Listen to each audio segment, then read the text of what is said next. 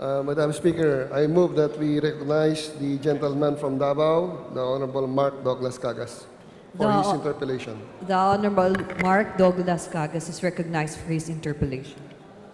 Davao del Sur, Madam Speaker. From Davao del Sur, as Thank correct. you. Would my friend, the distinguished sponsor, answer a few questions from this representation, Yeah. Madam Speaker? Gladly from my good friend, Madam Speaker. Thank you, distinguished sponsor. Earlier, the highly respected and distinguished minority leader has already eloquently asked very legalistic questions to the distinguished sponsor. This representation, however, is not blessed, Madam Speaker, with much knowledge and wisdom as a distinguished minority leader. And therefore, Madam Speaker, it is my desire to ask the distinguished sponsor few questions so that not only this representation, but people will be clarified as far as the amnesty proclamation is concerned. My first question, Madam Speaker, is that it is very easy for the distinguished sponsor, knowing that he's a very intelligent lawyer. What is the procedure for a person to avail of amnesty? Well, it is laid down in the proclamation that there's an ad hoc committee to be created by the Department of National Defense, and the possible grantees may apply, and they may only apply after we have concurred with this proclamation, and this proclamation has been published in the two newspapers of general circulation. So it's a process with the Department of National Defense. And should this, where does this application emanate? Should this emanate from Congress, or does the same emanate from the executive, let's say from the office of the President? Yeah, the one that is in charge of the application is the Department of National Defense. And in fact, under their internal rules and regulations, draft 1, they have already drafted a copy of that application form. So it's with the executive, Madam Speaker. And so, as far as the case at bar is concerned, is the distinguished sponsor in a position to say as to who drafted or prepared the said proclamation, Madam Speaker? Yeah, the said proclamation was prepared by the Office of the Executive Secretary with consultation, of course, with the Chief Presidential Legal Counsel. And because of what happened, because of the amendment, almost all of the substantial portions now was with coordination and are the recommendations from the House panel, including the minority leader.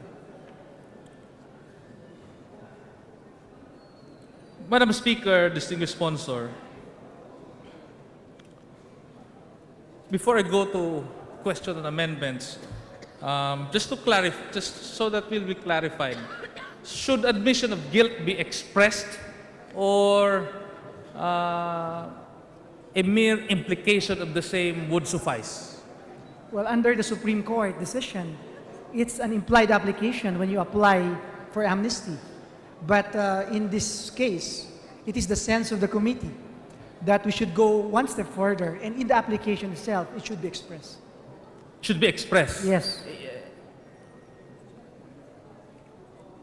As I was listening, Madam Speaker, to the interpellation between the distinguished minority leader and the sponsor, I kept on hearing the phrase, the proper time. May I therefore know when is this so-called proper time is, Madam Speaker, distinguished sponsor? Well, the proper time to suggest some recommendations would be after the interpellation period, Madam Speaker. And the distinguished, well, the the chairman has already agreed to the recommendation from the minority leader that we include that phrase express in the concurrence to the proclamation. Just for the record, Madam Speaker, so that there will be no doubt, is the distinguished sponsor, Madam Speaker, saying that what we are doing now, this process of interpellating each other, is this what we call now the proper time, Madam Speaker? Well, the proper time is after the interpellation period, before We vote. we vote on this measure. And how do we vote on this amnesty proclamation? It should be at least you should get a majority of all the members present. Meaning, Excuse me, Madam Speaker, majority of all the members of Congress, which means it's all the composition of the House of meaning Representatives. is the voting nominal or is the voting by calling the roll, Madam Speaker? The Constitution is silent on that, Madam Speaker, and it would really depend on the august body with respect to the procedure and voting. As long as majority of all the members concur, then we concur with the proclamation. Madam Speaker, I beg to disagree with the distinguished sponsor, not with the provision of the Constitution, Madam Speaker, but it is my humble opinion that matters of this magnitude, amnesty which would be given to personnel who attempted to destroy our democracy, should be voted not merely by calling the roll, Madam Speaker, but each member should also be given their time probably to explain their vote. In other words, Madam Speaker, voting should be on a nominal basis and not merely by calling the roll, Madam Speaker. Madam Speaker, the distinguished gentleman, my good friend, is entitled to that under the rules. As a matter of procedure, Madam Speaker, should the Committee on Justice and the Committee on National Defense jointly promulgate and submit its report, or should these two committees separately submit or promulgate their own respective reports or decision, Madam Speaker? Which is which, Madam Speaker? Just a matter of procedure. Joint submission of resolution, Madam Speaker. We conducted a joint hearing referred to us jointly. And although we voted separately, because that is according to the rules of procedure, we vote separately. But with respect to the submission of the committee report, it's joint. So, when we vote, correct me if I'm wrong, Madam Speaker, when we vote, the Committee on National Defense and the Committee on Justice shall vote separately. Am I correct, Madam Speaker? In the committee level. Yes, and That's when you submit your report, the report is submitted jointly or separately by the two committees? No, it's always joint because it's a joint referral, joint hearing, joint sponsorship. The only separation is with respect to the voting. We voted separately in approving this proclamation, but and also we signed separately. The members of the Committee on National Defense, majority of them signed the committee report, and also majority of the members of the Committee on Justice signed separately the report. Thank you, distinguished sponsor. May this representation be clarified. Why is the same probably after the concurrence of Congress, why is it that the same should be immediately executory? Yeah, as I mentioned earlier, Madam Speaker, it is because of the qualified doctrine the doctrine of qualified political agency. And I'm sure my good friend is also familiar with the doctrine that the act of a subordinate, of an alter ego, is the act of the principal unless reprobated or reversed, which means that if the president will not reverse it, that's already considered as if the president acted on the application, although it was just the act of an alter ego, in this case, the Secretary of National Defense. Madam Speaker, may I inquire from the distinguished sponsor, what is the gist or the main content of the oath of any personnel or officer of the AFP or of the PNP, Madam Speaker? If the gentleman is asking the oath of... What are the key words found in the oath or of any AFP, whether enlisted or non-enlisted personnel, whether it be AFP, Madam Speaker, or PNP? Well, if I don't know if my good friend is referring to the oath when they join the service, but under the Constitution, they are to protect and defend the people. To defend and protect the people. And they are the protector of the state. Madam Speaker, whenever there are new presidents taking their oath of office or their inaugurals, even during the time of President Marcos, Fidel Ramos, President Aquino, President Arroyo, or even President Noynoy, these presidents had always, as part of their oath, had always expressed that I, for example, I, Ferdinand Marcos, swear to defend the Constitution of the Republic of the Philippines, uphold the sovereignty and territorial integrity of this republic.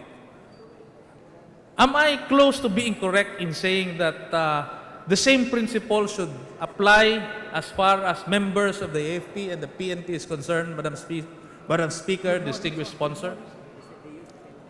Yes, my friend is very correct. In fact, with more reason, because they bear the arms. Thank you, distinguished sponsor. You know, here now comes the conflict that has hound my heart. Although my heart specifically goes to those, particularly those below the private first class in ranks.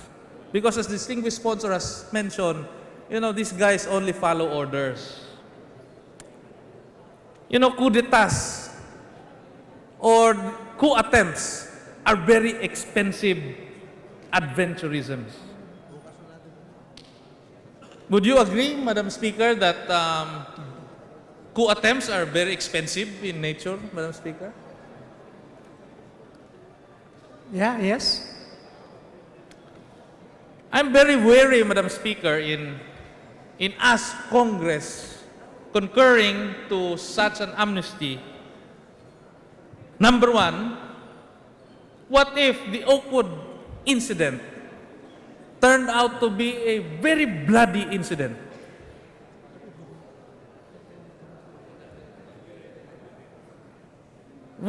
Should we still be here talking about granting amnesty to those who participated in such a military adventurism, Madam Speaker, distinguished sponsor? What if 500 people died, Madam Speaker? What if the Oakwood hotel was bombed and so many people were killed? Yeah. Yeah, those concerns of my friend did not happen. Did Madam not. Speaker. But what if it did? But it did not happen, and that was considered, Madam Speaker, by the executive in granting amnesty, because the concerns of my good friend did not happen. Otherwise, we wouldn't be talking about any amnesty proclamation today. Thank you, Madam Speaker, distinguished sponsor, because to me, Madam Speaker, what we are doing this afternoon would constitute a very bad precedent. As I've said,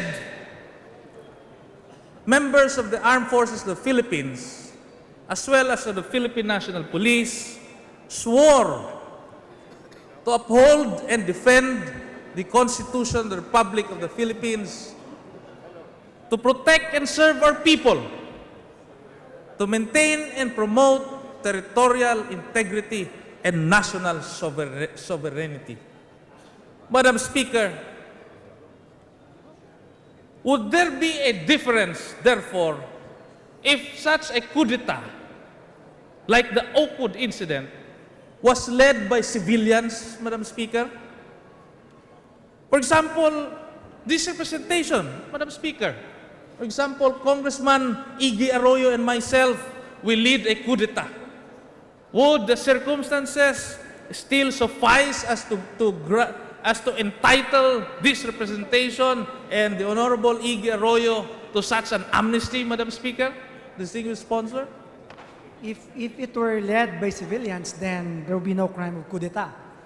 Under the revised penal code, it should be rebellion, Madam Speaker. Thank you, Madam Speaker, for I wanted the distinguished sponsor to really make that point because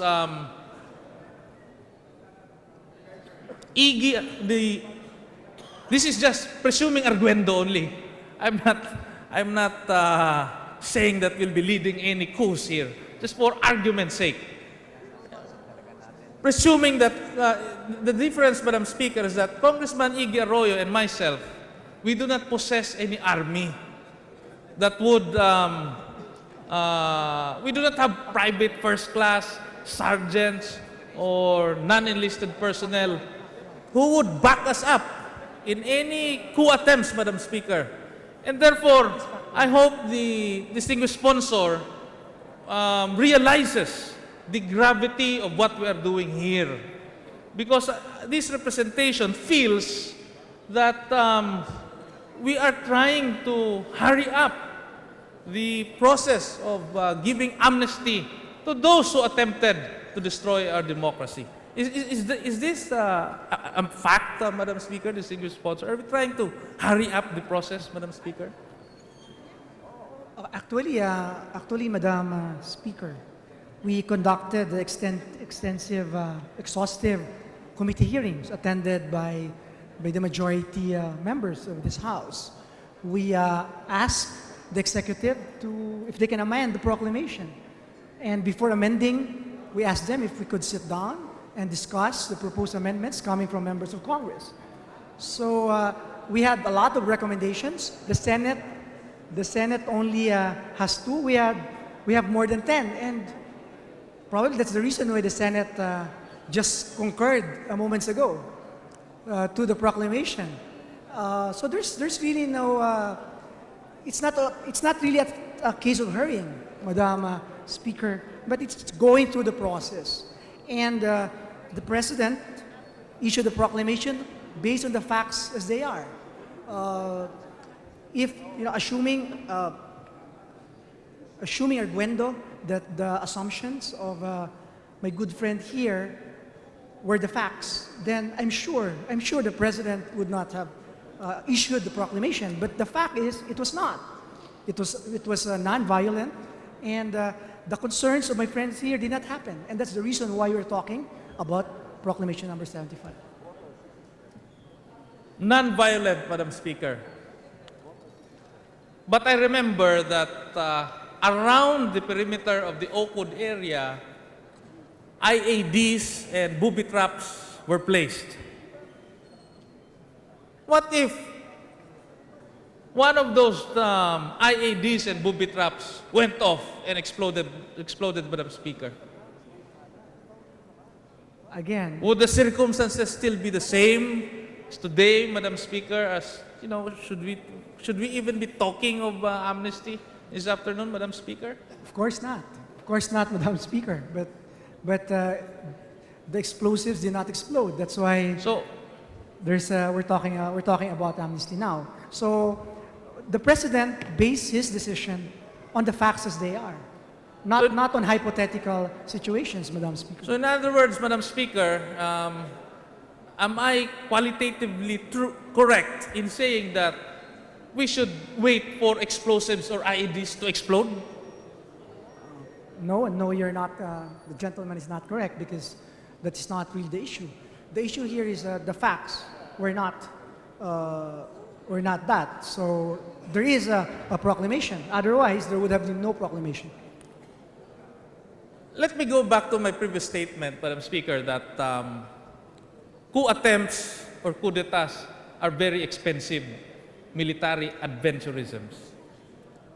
Madam Speaker, my question to the distinguished sponsor is that if we grant amnesty to everybody, to those all involved in the mutiny, Madam Speaker, where do we draw the line then? How do we distinguish whether or not, or how do we distinguish which personnel and officers got involved in the coup d'etat or coup attempt for principle or for causa, and which of them got involved because of money? And therefore, Madam Speaker, should supposedly, those officers and men who got involved for money or for other consideration, should they be entitled to amnesty as well, Madam Speaker? Well, doing a particular offense for political beliefs is a state of mind, Madam Speaker. And in a way, yes, my good friend is correct that it's really very, very hard to prove. It can be proved by some overt actions. But in amnesty, as opposed to pardon, the president here just declares a class of individuals. And here it is generalized. Those who are involved in a particular incident. And in the application, it will be processed. It will be processed. But you cannot prove with certainty, as in the burden proof in the courts of justice, whether indeed the applicant committed the offense pursuant to political beliefs or pursuant to just for money, for instance. So probably that's a valid observation coming from the distinguished gentleman. Thank you, Madam Speaker, distinguished sponsor. The thing is, Madam Speaker, we have had several coup attempts before. Would the distinguished sponsor know how many coup attempts were committed during the time of then President Corazon Aquino? According to the armed forces here, there were 7 coup attempts during the time of the 7 late coup attempts. President Cory Aquino. And how many of these 7 coup attempts resulted in a bloodbath? I don't know. I don't know the definition of bloodbath. Meaning, But if there's casualties, meaning, substantial casualties, if that's the definition, it's in the only one would qualify to that definition, and that was July. It was July of 1989, the most serious attempt against the Aquino administration at the time. and in all of these 7 coup d'etats, were those involved in the same also granted their own amnesty, Madam Speaker, distinguished sponsor? So I think based on the discussion during the committee hearings and the information given to us by the AFP, those involved in 1989 are 2 officers now, which are possible grantees to the application. As you stated earlier, or I'm sorry, as the distinguished sponsors stated, causa or principle would mean one's personal beliefs or opinions. But Madam Speaker, it would become very different if such personal beliefs were translated into overt acts. What if the coup d'etat or the Oakwood incident resulted in a bloodbath, just like what happened in the December coup during the time of then President Corazon Aquino? Madam Speaker. Well, if you know, hypothetically, since that's a hypothetical question, then I don't think the president will issue a proclamation, amnesty proclamation. What was then the effect to the economy, Madam Speaker, distinguished sponsor, of the 7 coup attempts made during the time of then President Corazon Aquino, and the Oakwood incident transpired during the time of then President Gloria Macapagal Arroyo?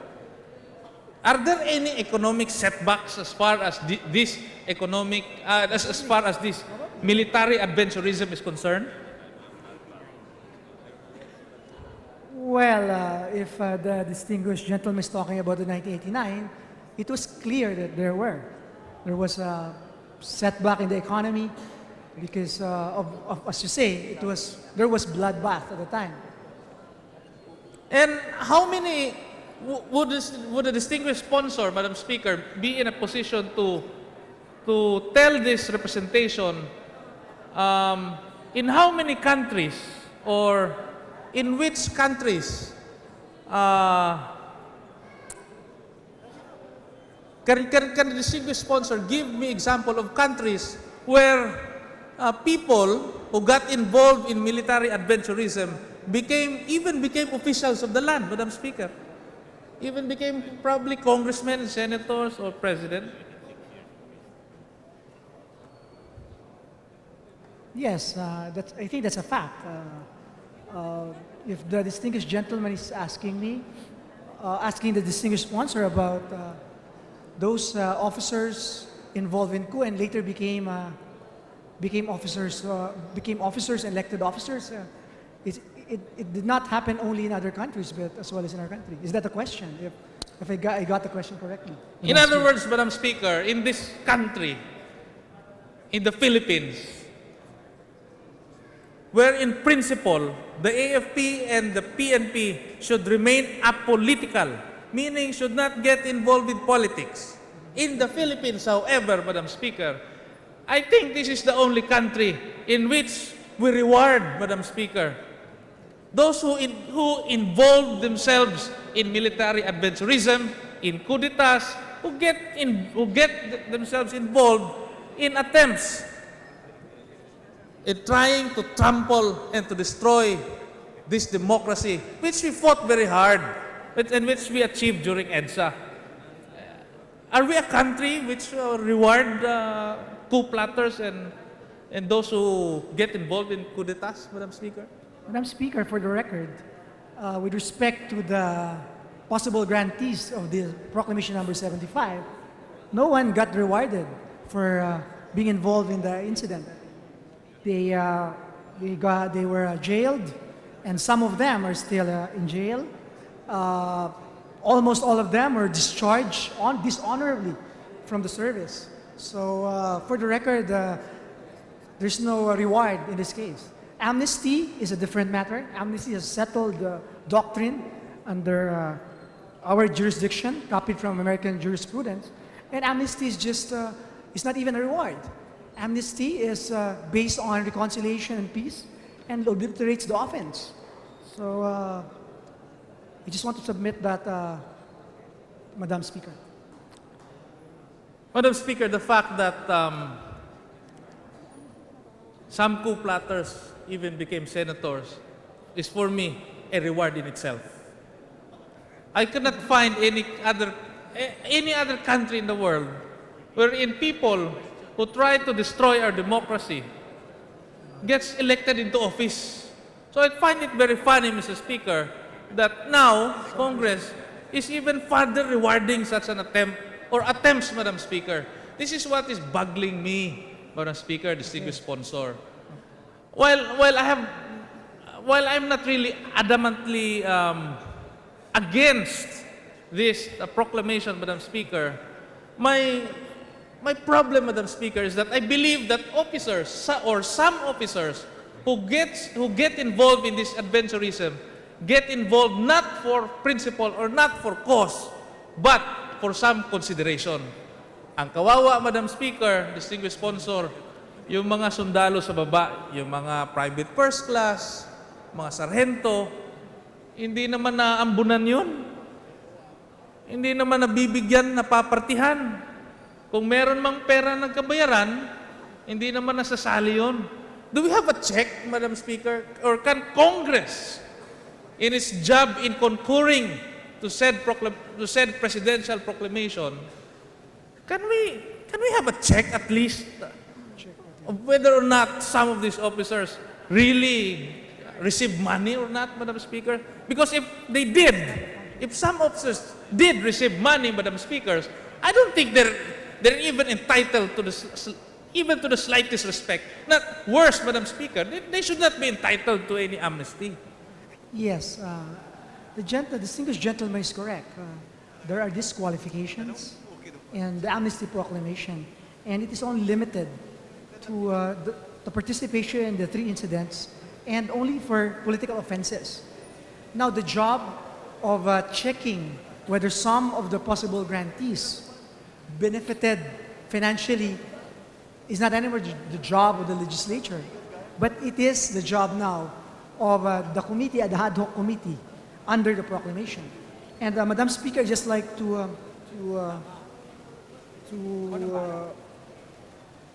touch on the point raised earlier by my good friend regarding elected officials who were regarding former military officers who became elected officials. And clearly, Madam Officer, in that case, it's the people's will. And under the Constitution, sovereignty resides in the people and all government authority emanates from them. But that is clearly different and separate from the amnesty proclamation, because here, it's the president's prerogative now. In this case, it's the president and only concurred in by Congress. That's why, Madam Speaker, I agree with the distinguished sponsor. I agree with you 100%. That's why I find it very strange, Madam Speaker, distinguished sponsor. Meaning, if I and Congressman Iggy Arroyo lead a coup attempt and run for senator respectively, would we be rewarded as well and get elected as senators, Madam Speaker?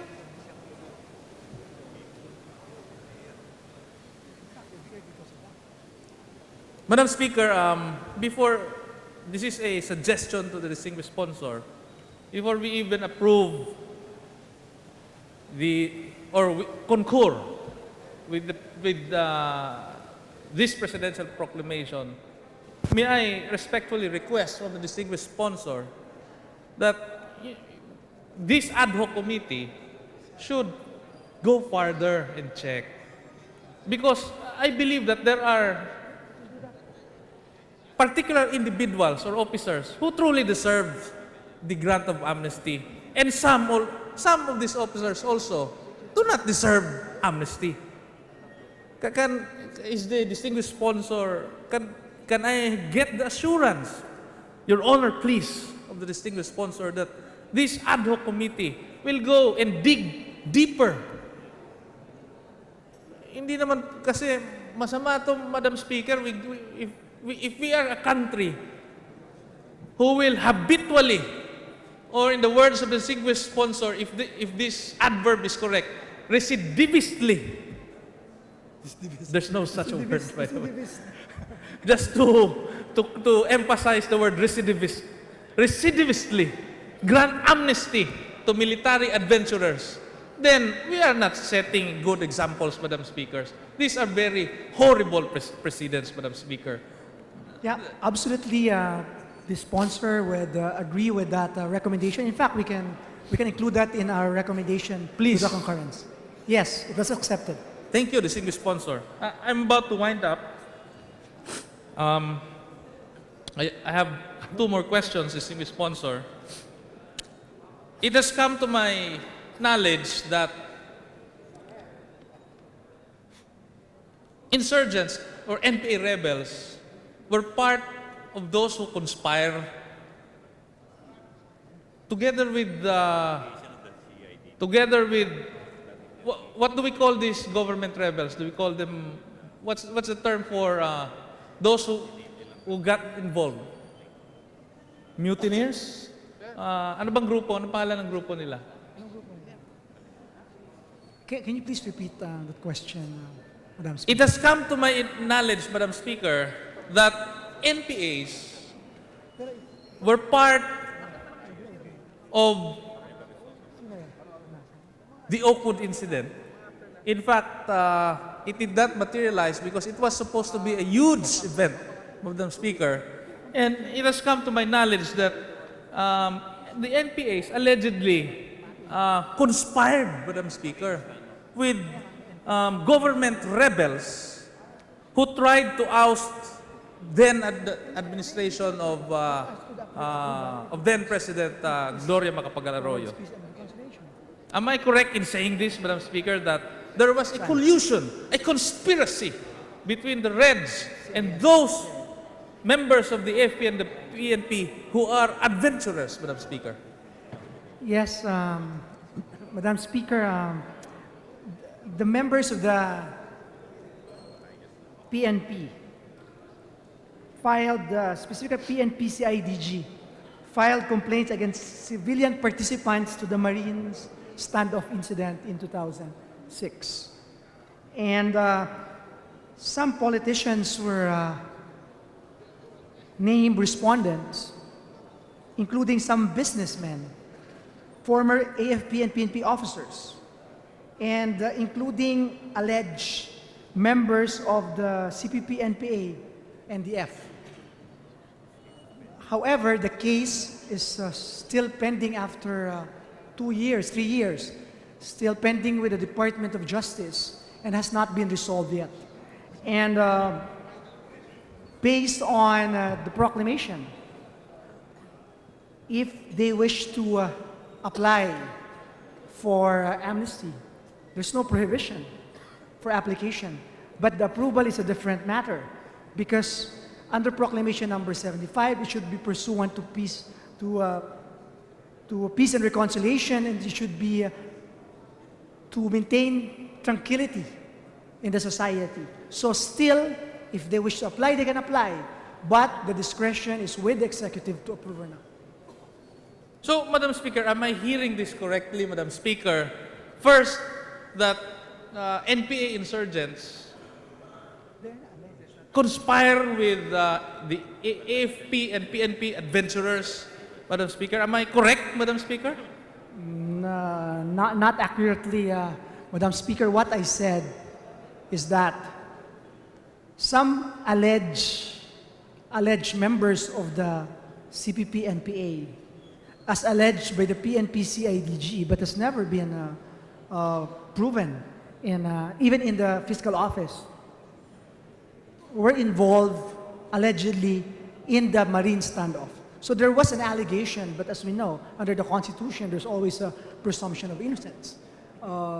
We cannot say with certainty that they are members of the AFP, PNP, but that was the allegation, Madam Speaker, by the PNP CIDG.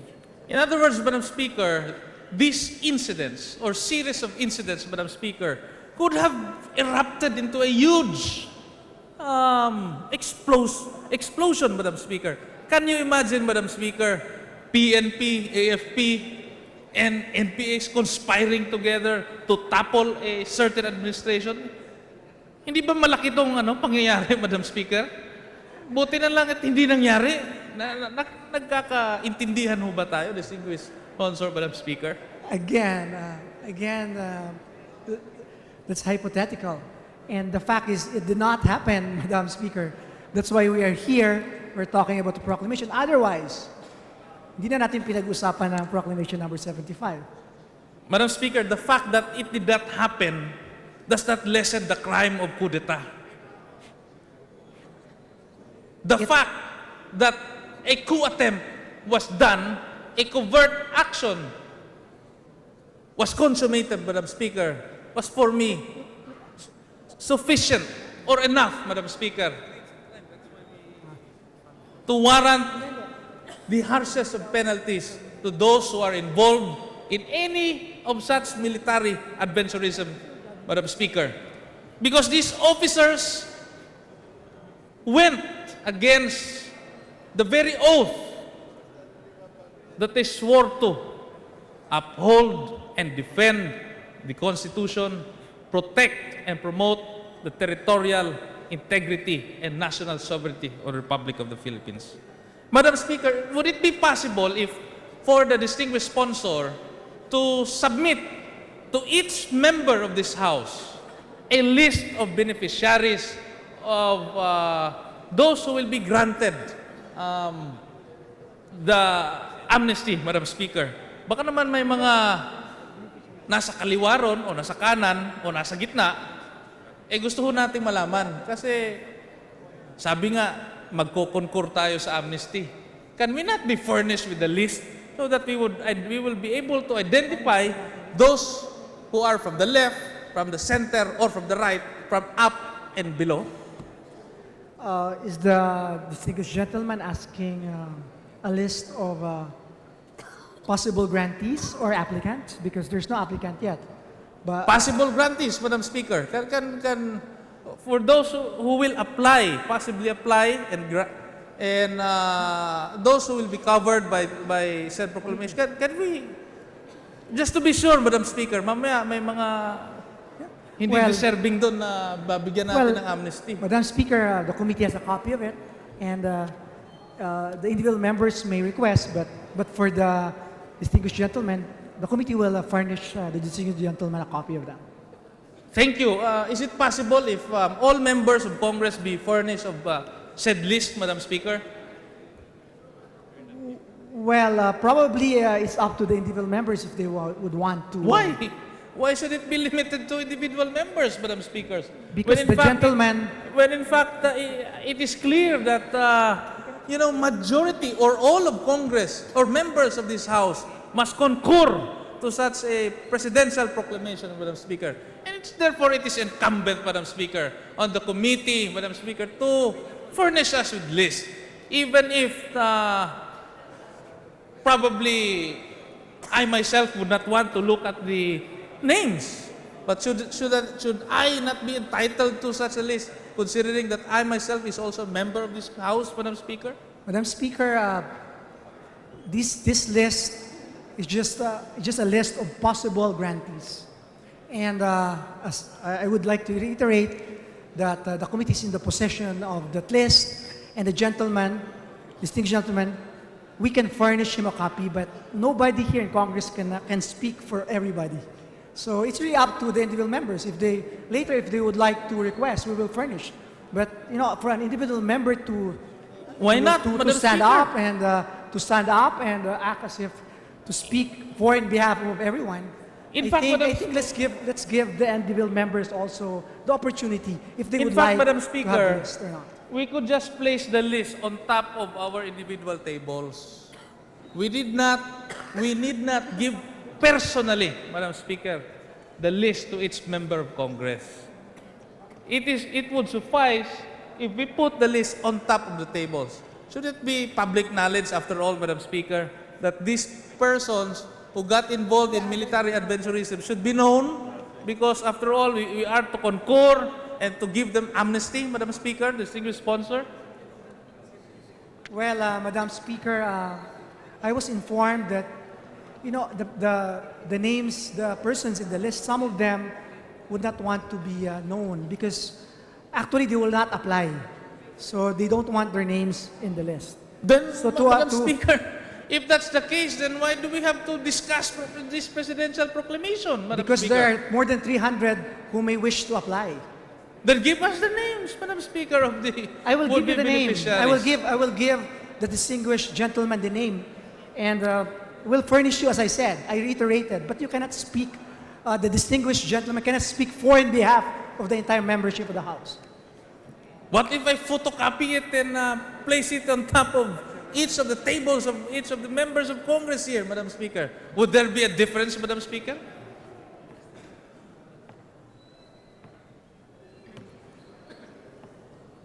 In fact, Madam Speaker, is not even the business of the House, because what we're interested in is the crime and the coverage. The individual members, the persons actually, with respect to the application, it's really the job of the executive. But because of courtesy to a good friend and a distinguished gentleman, we are furnishing him a copy of that. But to all the members, it's up to them to request the Committee on Justice. Thank you, Madam Speaker. Thank you, distinguished sponsor. Since the distinguished sponsor has said the word friend again, I am constrained, Madam Speaker, to ask my last question. Madam Speaker, distinguished sponsor, in this presidential proclamation, the reason why I ask for the list, Madam Speaker, is this.